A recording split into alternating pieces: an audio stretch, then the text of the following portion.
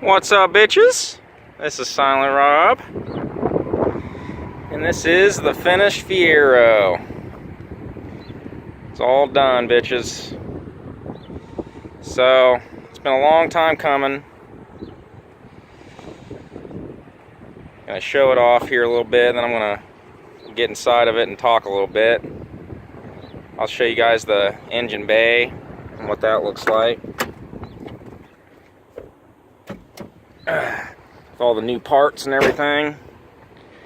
It's looking pretty snazzy. You can tell new plugs, new wires, all that good shit. This looks like, I think this is an iron block. The way I was trying to check it out, trying to figure out if it was aluminum or something like that. I think everything's iron on this engine, so it's a pretty strong engine. I just got unlucky. But yeah, looks good.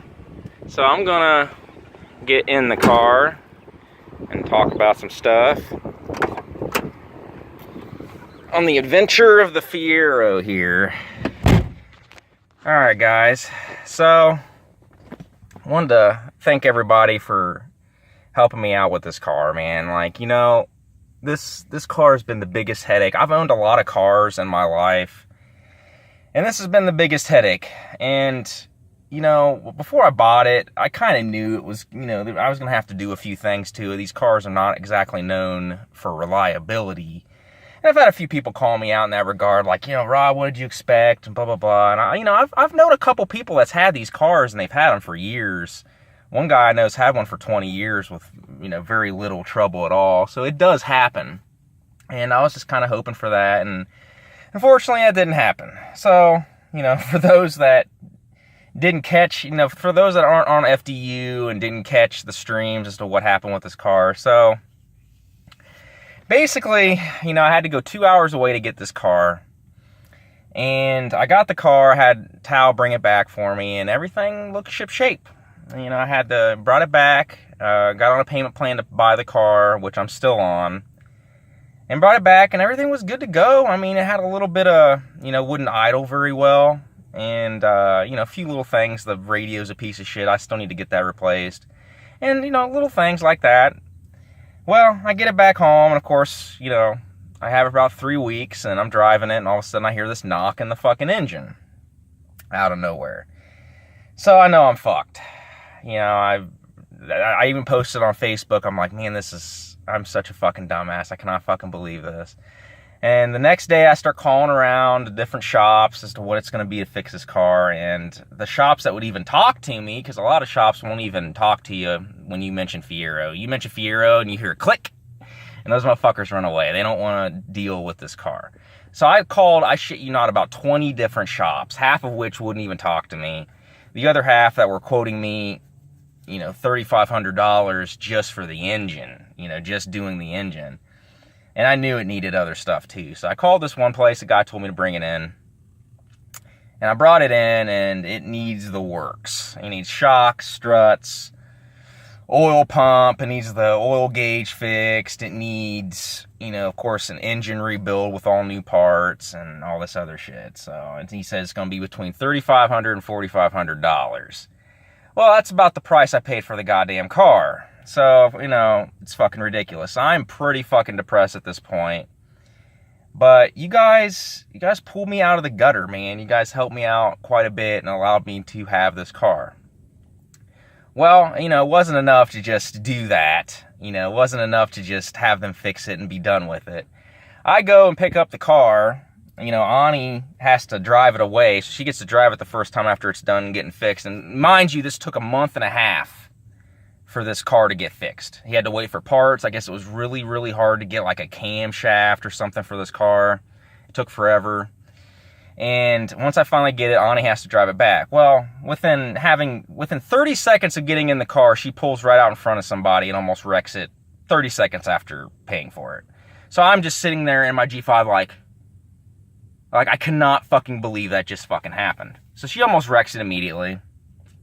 And as she's driving off, I'm hearing this really loud squealing noise. And I'm just like, what is that? Because I'm following her in my G5 and she's ahead of me. I'm like, what is that noise?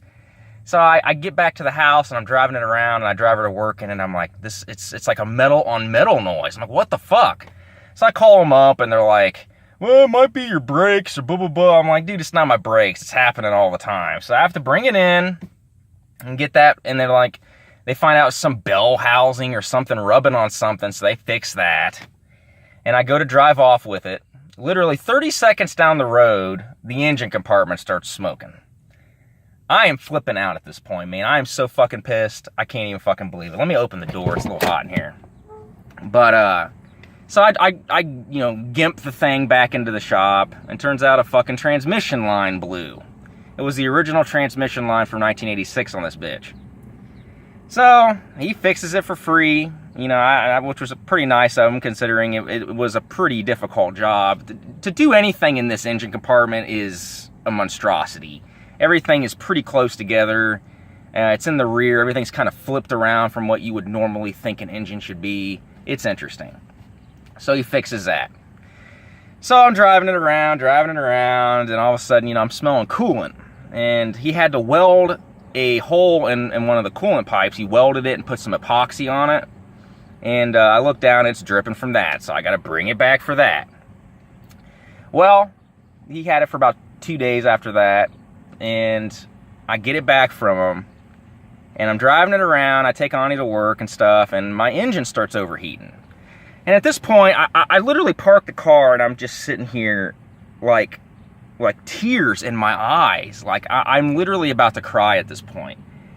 I literally can't take it anymore. Like, I'm about to drive this car off a cliff. And I'm just like, there's got to be something. Because this car runs hot. You know, it's ran hot pretty much since I've had the motherfucker. And I've heard these cars run pretty hot anyways. 220 degrees is like the normal temperature for these. Which it's like like I said, it's like an iron block engine. They run pretty hot anyways. But this car was overheating. It was get up in the red. And it's like brand new parts in this engine. So I'm having to pull over, turning the car off. And I'm like, what the fuck is going on? So I look it up. And it turns out there's a... And like I said in a previous video, there's a very specific procedure you got to follow to put coolant in this engine. And it even says it. I even got the service manual for this thing.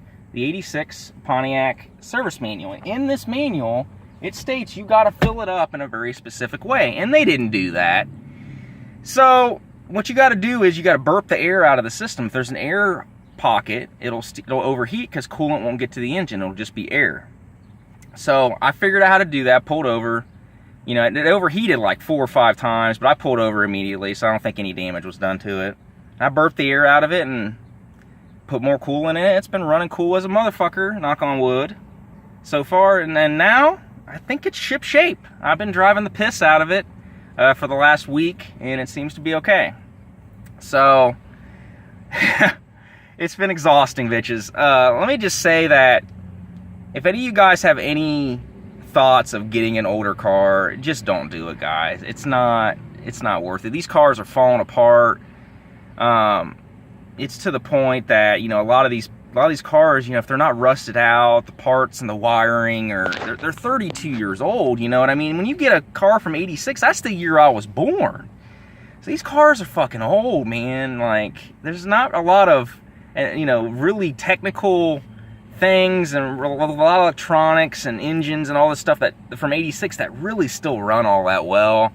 Unless they weren't really touched like this car. But if they weren't touched, then you got to deal with engine seizing up because the engine's been sitting forever. Because that's what the mechanic pretty much told me, is that this car has been sitting for years in a garage somewhere. And you can't do that to older cars. It'll seize up the engine, the oil gets all fucked up in it. And it was a mess.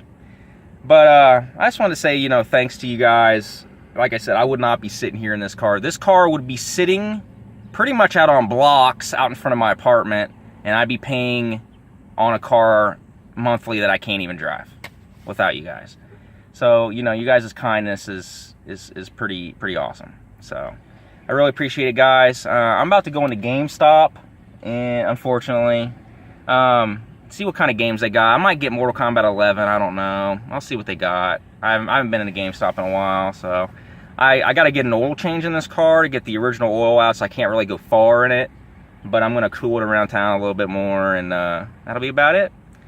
Alright, guys, so I'll show you the interior one more time here. It's looking pretty nice. So, there you have it, guys. I don't know why the horn's not working. I guess the horn only works when it's started up. That's weird. Okay. Alright, bitches. Son of Rob, out.